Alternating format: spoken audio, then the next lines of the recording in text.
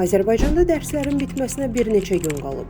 Lakin may ayının sonlarından etibarən əksər valideynlər övladlarını məktəbə göndərməkdən imtina edirlər.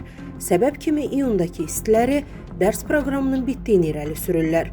Bu fonda məktəblərdə tədris ilinin başlama və bitmə müddətinin dəyişdirilməsi təklif edilir. Qlobal Infoza danışan təhsil məsələləri üzrə ekspert Kəmran Əsədov deyib ki, dərs ilinin 14 iyuna qədər uzadılması məsələsi yenidən nəzərdən keçirilməlidir. Stat: Dərs ilinin son 2 həftəsi, xüsusilə 1-14 iyun aralığı real tədris yükü ilə deyil, formallıqla xarakterizə olunur.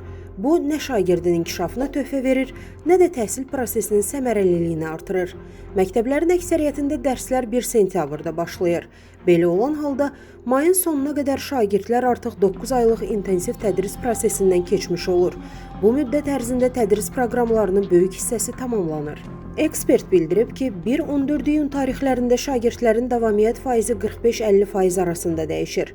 Azərbaycanda dərs ilinin müddəti ilə bağlı dəyişiklik edilməlidir. Mövcud 9 aylıq, yəni sentyabr-iyun modeli saxlanacaqsa, bu zaman dərs ili 1 sentyabr-31 may aralığında planlaşdırılmalıdır.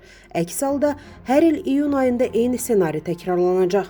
Yəni, kitablar yığılacaq, uşaqlar məktəbdə yox, lakin jurnalda görünəcək. Statın sonu.